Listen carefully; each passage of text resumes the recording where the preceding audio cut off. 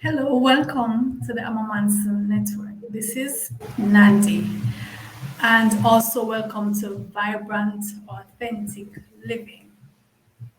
So, I want to chat today about a topic that for most of us is a very interesting and a very important topic, right?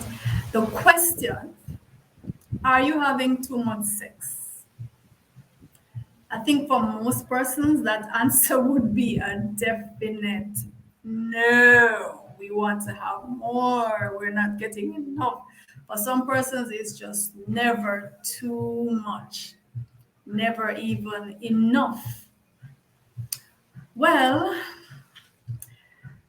I'm here to pose a question because you could be having too much sex. You could actually be having too much sex. Why do I say that? Well, I've always been someone who is spiritually inclined, and I'm very much into fasting. I'm very much into um, deliberately withholding things from myself as a way of maintaining discipline within myself, right? So, from a very early age, I have considered sexual abstinence. And I remember the first time I mentioned this to my spouse at the time, the person laughed so much when I suggested, maybe we could go for a period of time without involving ourselves in this very mundane and very carnal thing. It's so carnal, it's so not spiritual. Maybe we should, abstain as a couple, go for a period of time. I was laughed at. I mean, my partner laughed. He found it so funny because to him, that was just totally out of the question, right? But guess what? Eventually, after many years, it took me many years, but eventually, when I ended relations with that person, and maybe another 2 years passed after I ended with that person, I went on a period of abstinence. And this period lasted for almost 6 years.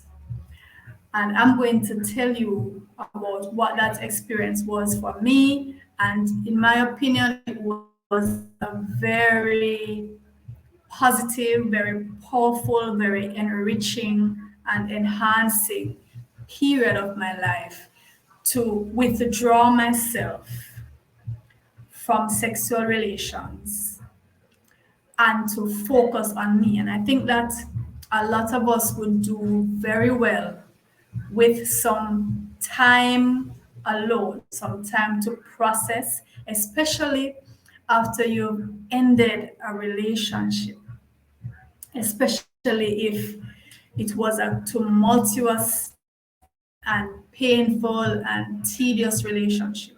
You need some space to get your bearings back. No joke. You need some space. You need a break where you can heal. And a lot of us are going around, we are wounded, and we're going around and we're wounding others, and we keep wounding others and exposing ourselves to danger because we have not healed, we have not processed. Physically, you need that break, you need that rest. Emotionally, you need that break, you need that rest. And spiritually, you need it. It's the same as, you see, the things that we expose ourselves to, not just drugs. When we think of addiction, we tend to think, okay, it's just these powerful and harmful substances, hard drugs, right? When we think of addiction, we think of hard drugs. But there are many things in our lives that are addictive. Intercourse is one of them. And especially when we have been having intercourse with the wrong people, the people who are almost on the level of demonic. That takes some time to break from, and it's just the same as when you're trying to break from an alcohol addiction, hard drug addiction, any other kind of addiction. You're going to go through withdrawal symptoms. You're going to feel like you can't do it. You're going to feel like your body needs to have it, must have it, or you're going to die.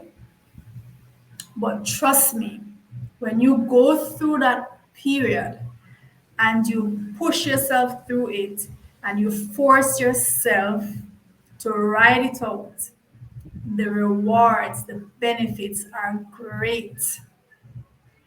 I remember being in a long-term relationship, very long-term relationship, right?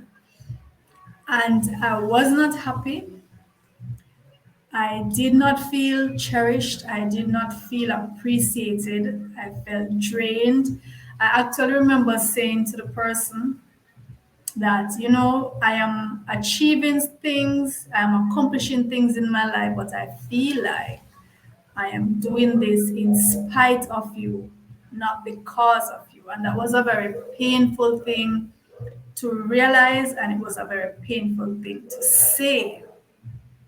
And I honestly felt that I was achieving in spite of the person, not because of the person, or not along with the person.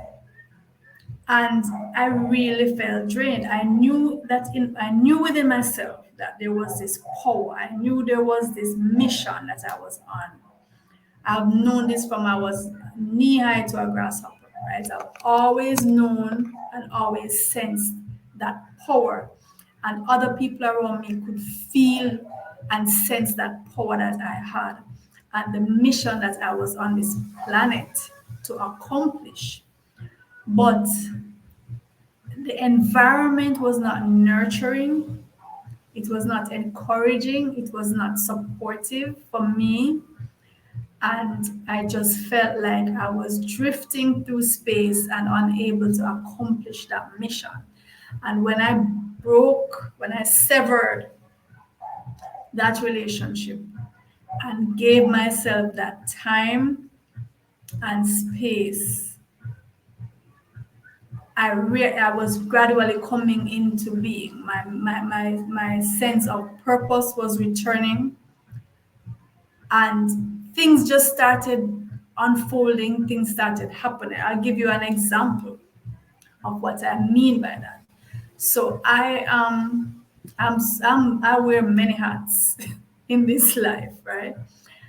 I came into this world on a very sacred mission, a very powerful mission. And because of that, I wear many hats. And one of those hats is that I'm a writer.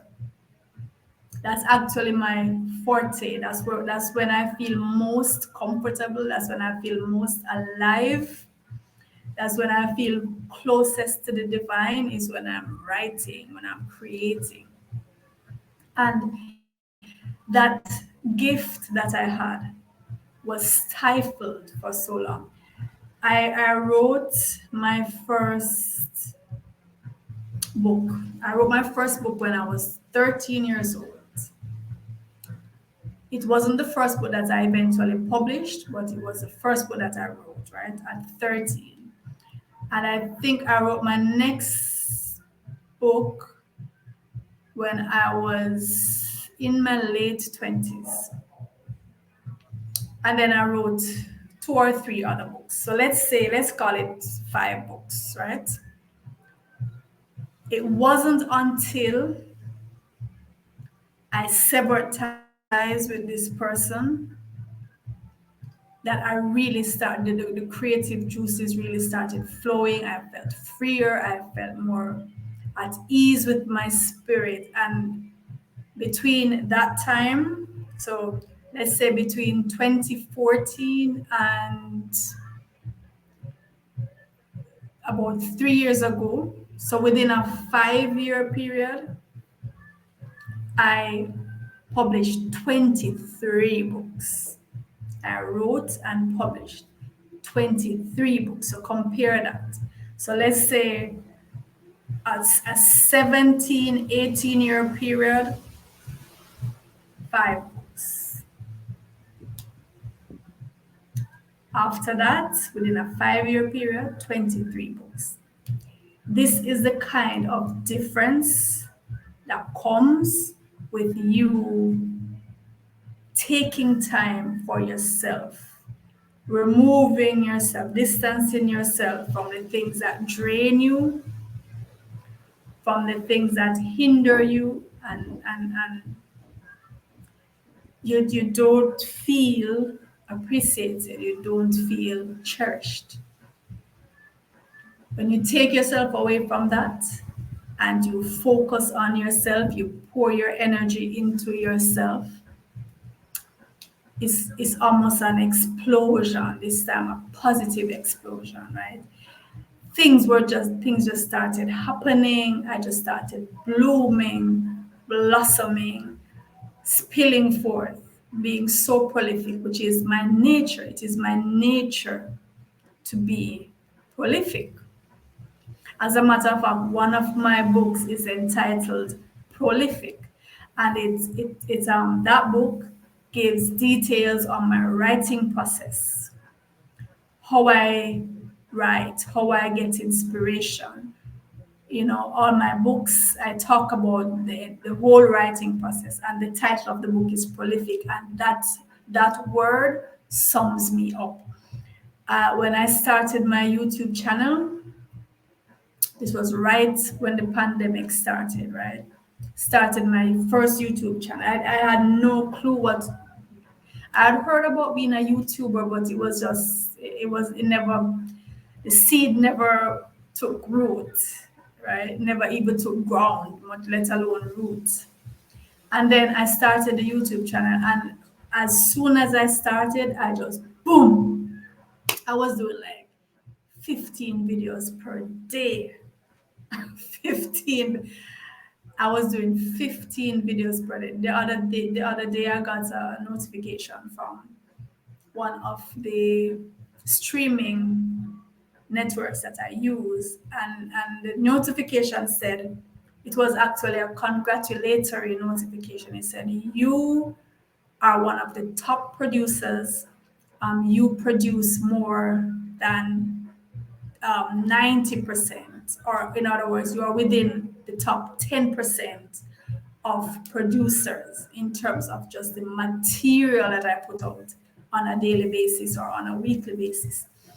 And that's just my nature, to be prolific. But I wasn't being prolific when I felt like there was a cap on my spirit, there was something stifling me. You see, the sexual energy, remember, the sexual energy is the most potent, most powerful energy that you have. That's the most potent ability you have. Out of that energy comes life, for both male and female. So I'm not just talking to women, I'm saying to men too. Don't deplete yourself. Give yourself a break. Even if you're in your steady partnership, your marriage, your long-term relationship, you don't have to be at it all the time, Give yourself a break, conserve that life force, rechannel that life force, and you'll be amazed at how prolific you become in other areas of your life, at how much energy you have to give to other areas of your life. Intercourse depletes energy, especially for men. And you guys, you know this, you feel drained after you release that energy. You release that literal substance from your body. You feel drained, you just want to go to sleep. Isn't that true? This is a potent, powerful force. And if you just have it, and especially if you're just giving it away as the community dick, you're the community dick, anybody can get it.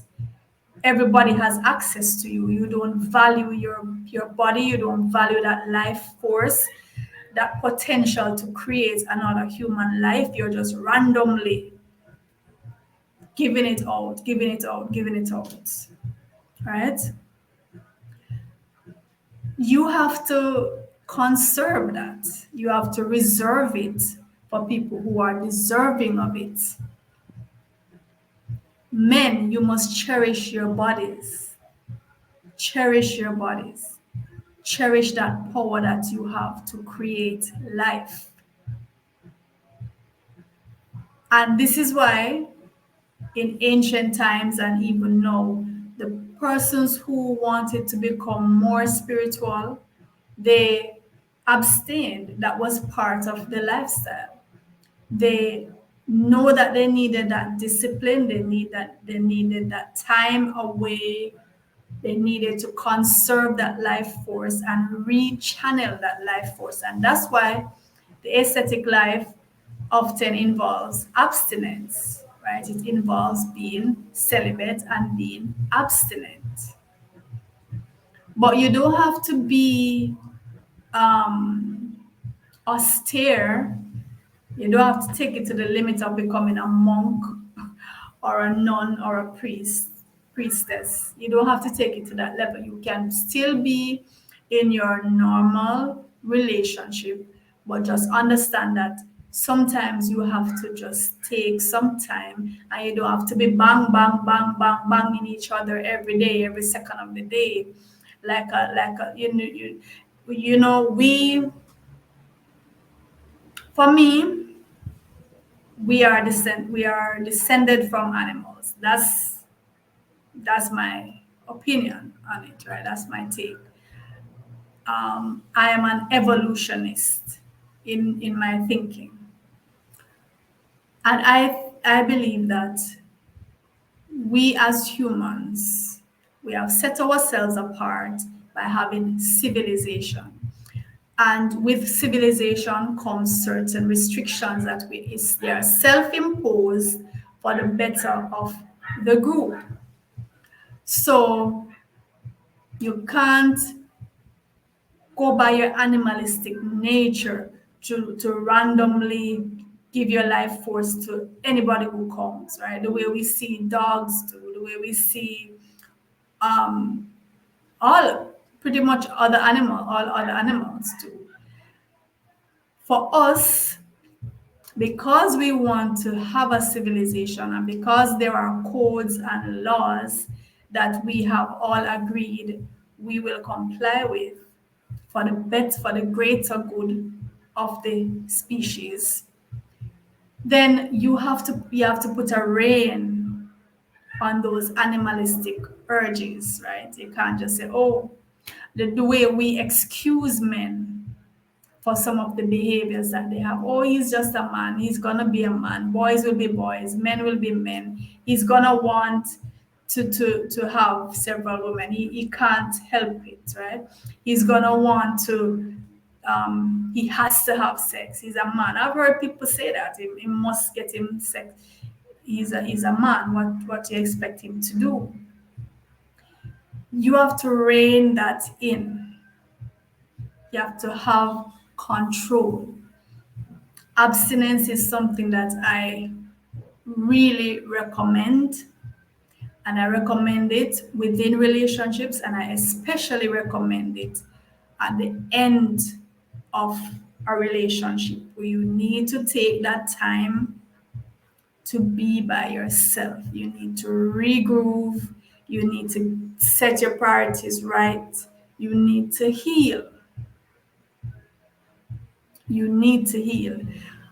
As we all know, when you don't heal, you have that tendency to go do it all over again. Even if at the beginning it seems like it's different. Oh, this one seems so different. Oh, he says different things.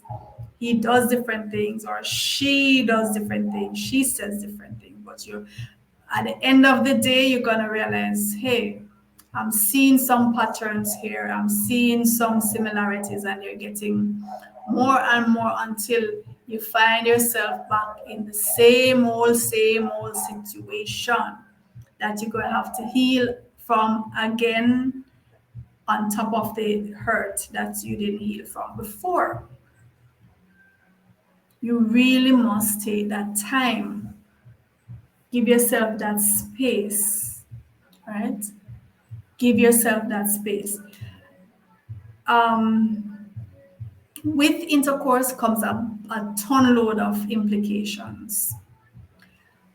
On the spiritual level, we all come with spiritual baggage, things that we've been carrying with us, unsolved mysteries, unsolved crimes we bring in with us.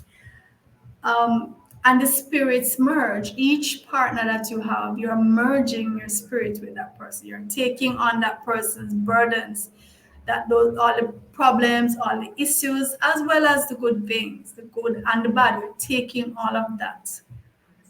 And whenever you're in the person's presence and that physical connection takes place, that spiritual connection takes place, you're transferring yours and they're transferring theirs, and you take on that load, whether you intend to or not, whether you think you are or not, you're taking on that load.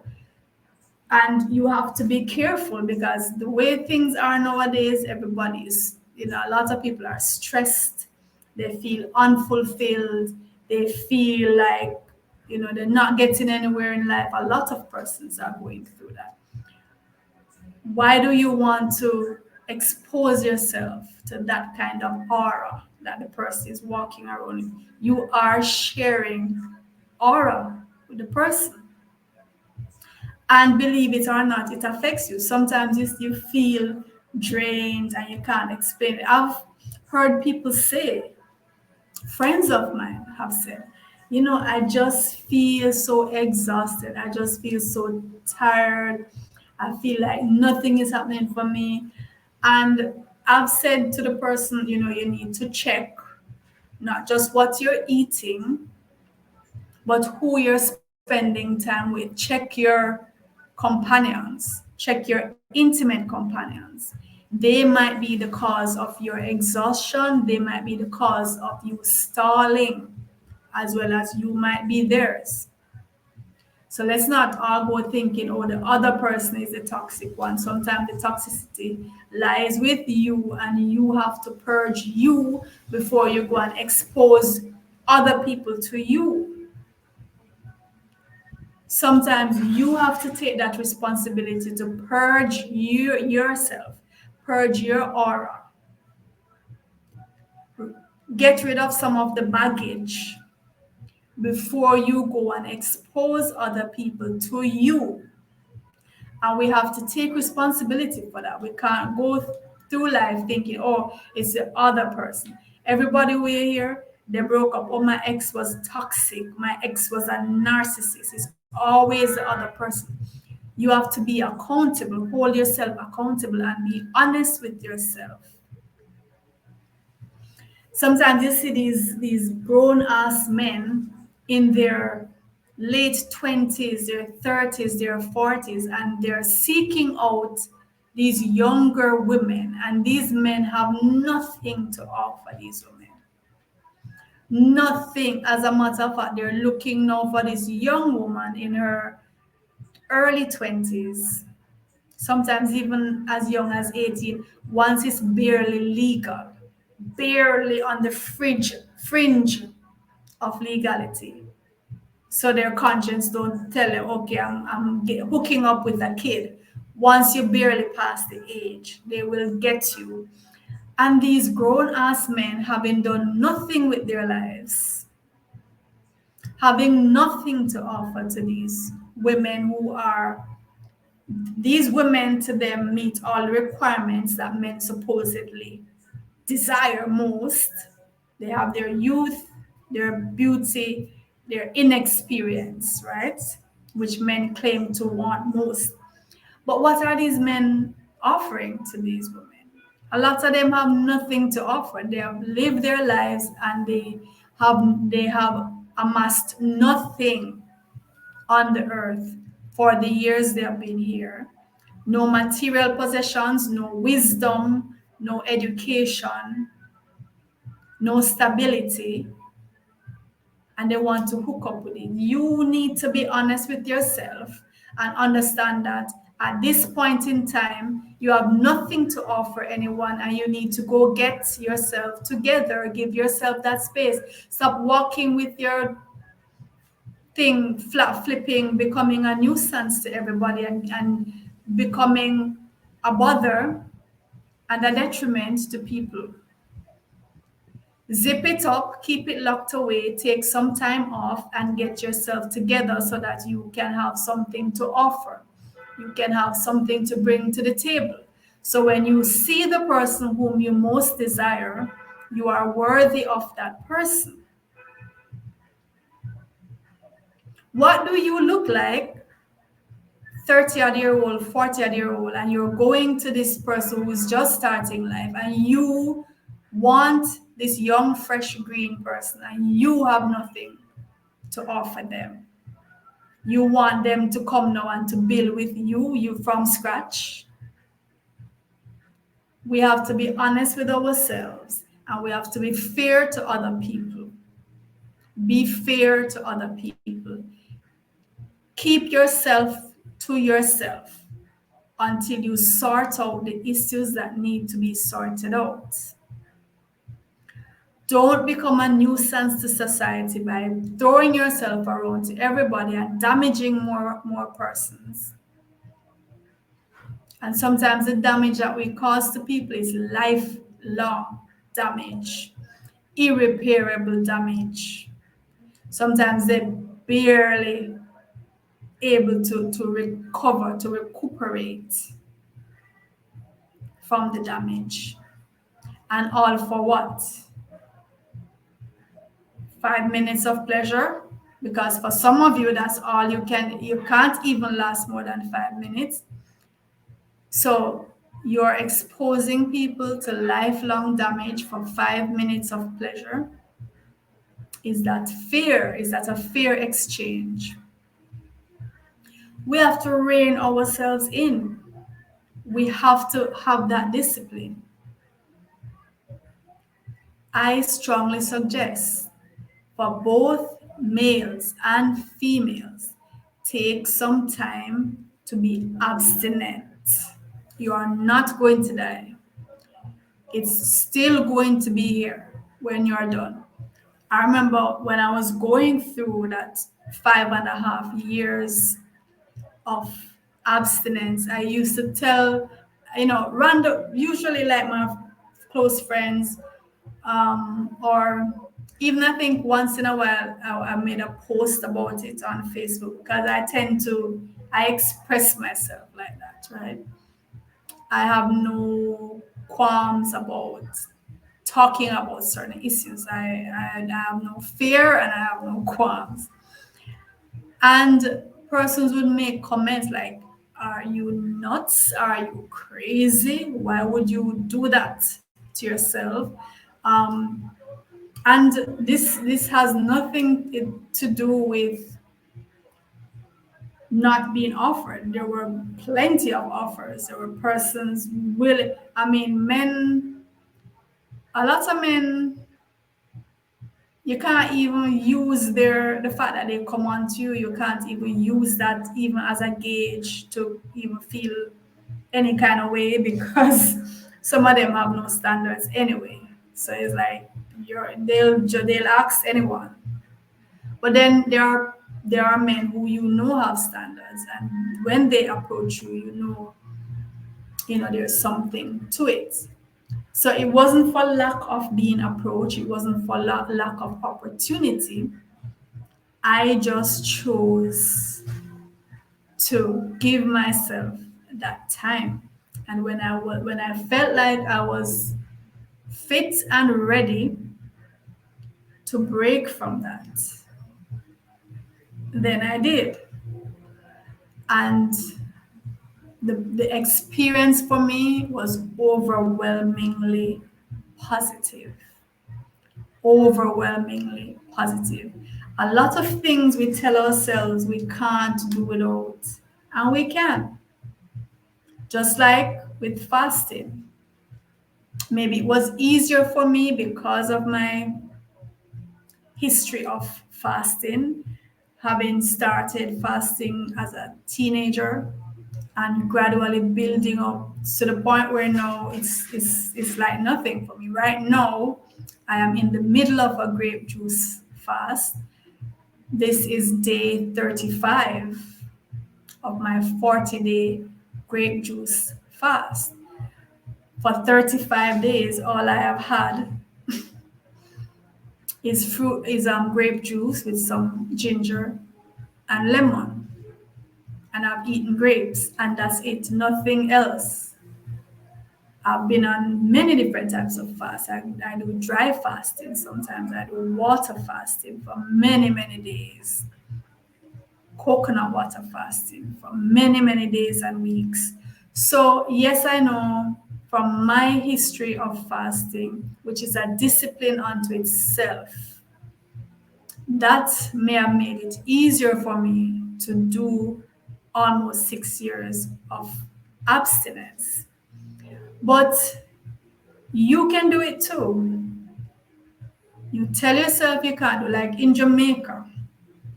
In Jamaica here, we have it's part of our culture to, we tend to think you can't do without food any at all. If a Jamaican has to miss breakfast, it's like they're going to die. They will literally tell you they feel like they're going to die. It's a mental thing. Even at my school, if the child doesn't finish the work and they have to, you don't send them for lunch until the work is finished. The parents will raise hell. Oh, my child is like, the child is gonna die. And you say, listen, the child won't die if they have to wait a bit and finish up the work before they go to eat. But it's just a cultural thing we have. Your grandma will tell you, make sure you eat, make sure you drink tea, make sure, or they literally feel like you're going to die. And this is just one meal we're talking about, right? Let alone to go days or weeks. And it's the same with intercourse, especially for men. They have been raised to believe that it's just something you cannot do without you're going to die. Maybe your balls are gonna drop off, your tilly willy is gonna drop off, so it's gonna stop working if you don't get it. Or they might feel, well, they might feel that they're not a macho man. What you think I am, like you're soft or you're becoming girly if you don't show that you have that virility, you want it, and it's stand up every morning, you have to stand up stiff every morning, or but we suffer from it, physically, especially men, and this is one of the reasons why our men are dropping out like flies by the time they reach 40s. Nobody is being honest and telling our men that when you rev yourself out, because they feel like when they're in the late teens and early 20s and it's going, it's standing up and they have to answer to it. They have to answer to it and they rev it out. And these are the same men who will tell women that she's revving herself out. She's getting loose because she's having many partners. The same thing is happening to you. And when you get to your late 30s, early 40s, and it's not functioning, you're going to be traumatized. You probably won't be able to cope. When it's not obeying, it's not doing what you're telling it to do. When your heart is saying one thing and your eyes are saying one thing and your brain saying go and it's not going. It's because you're revving it too much in your youth. You must conserve a little bit, hold back a little so you'll have it for an extended time. And so your partner can get some satisfaction for an extended time. It's just like when you win the lottery. I think for most men, with the sexual lottery, they want the lump sum. For most men, they want the lump sum right now. Give me all of it right now. Nobody's saying, let me take a little bit now, a little bit now, a little bit now for a long time. They rev it. They want the lump sum. They want everything now, and they're going to spend it off, and then it's done. Spend it off, and it's done by you, and then you start fret. Walk around with your mouth long. You can't, you don't know what to do because this is your life. This is the center of your life. This is your manhood. This is your reason for being on the planet. And it's not doing what you're telling it to do. Some men can't handle that. There are guys who offer to take the gradual payments and they get to enjoy it for longer. They conserve, they think about the future. They think that, okay, if I'm gonna be here for a while, I want it also to be here with me for the while so we can both enjoy the while. So we have to think in conservation, and that's why we're wrecking the planet too. We're not thinking in terms of conservation, we're thinking in terms of instant gratification. No, everything no. And we're not thinking to preserve and to conserve. We all must try to conserve our energy. Don't waste it. I always think, in your youth, you waste so much of your love, so much of your energy on people who no longer even matter to you, people who you despise, people who you think of now as toxic and narcissistic. And you see the memes. I saw this meme. I would rather, instead of dating my ex again, I would rather go home and boil rice one grain at a time, or I will do this some tedious impossible thing. I would rather do that. These people who you would not touch with a 20-foot pole at this point, they get the best of you. Think about it. They got the best of your energy, the best of your everything. And then when you finally decide to settle with the one, what do you give to that one? What does that one get? Think about it. They get the dregs. They get the dilapidation. They get the worn out, the revved out. Is that fear? Especially if the one has been conserving and preserving themselves. Is that fear now to get the worst of you, the dregs of you, the bottom of the barrel of you? We have to think in terms of conservation, guys. Think long term. You want to be on the planet for long. You want to have good things to give. When you are in your wisdom, you have, yes, you want to gain experience, but you don't want to give it all up, give all your goods up. You want to have some good to hand over to the persons who deserve it, who they too are coming with their wisdom, their experience, their stability. You want to be able to give them something good, just as you want something good. So if it means taking some time off, do some reflection, write in your journal, you know, do some me time.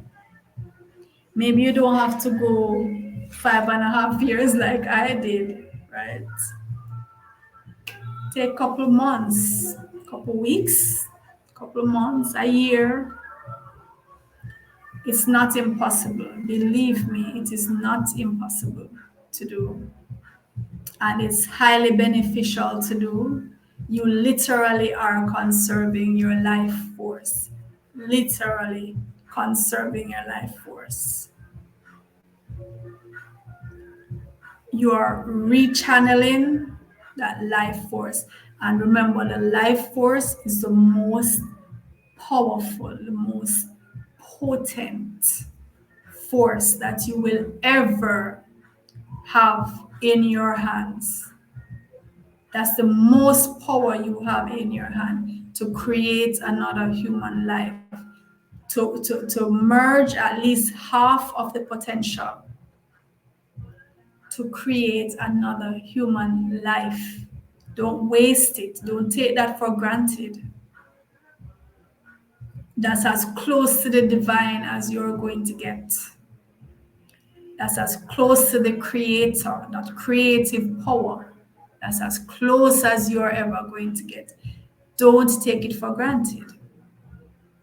Don't tell yourself you can't do it. If you're leaving, if a relationship has ended,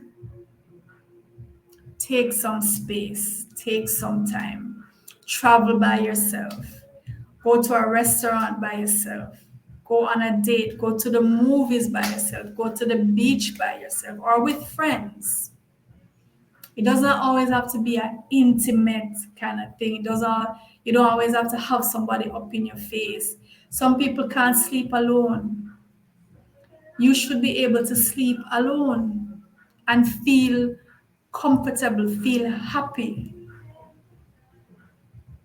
Companionship is good, it's a great thing, but you must be able to do it alone. You were born alone, you're going to leave this planet alone. You are here on your journey.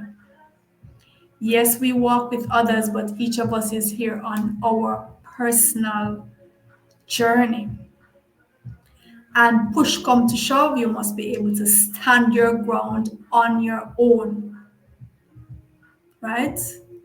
So this is my advice to you. Take some time. Abstinence is a wonderful thing. And if you're in the position where you see where it is necessary to do it. Do it. And sometimes you have to enforce that necessity upon your life. So you know what? We're just gonna chill for a while. I need to just regroup. I need that space. Do that for yourself. And trust me, you will feel that power. You will feel that divine power inside you. Until we chat again, this is Nandi. Go on over to Vibrant Authentic Living on YouTube and subscribe. Next week, we'll talk about some other relevant topic that has to do with lifestyle. And next week also will be the end of my grape juice fast. So I definitely will be telling you how that went, right? So this is Nandi. Take care.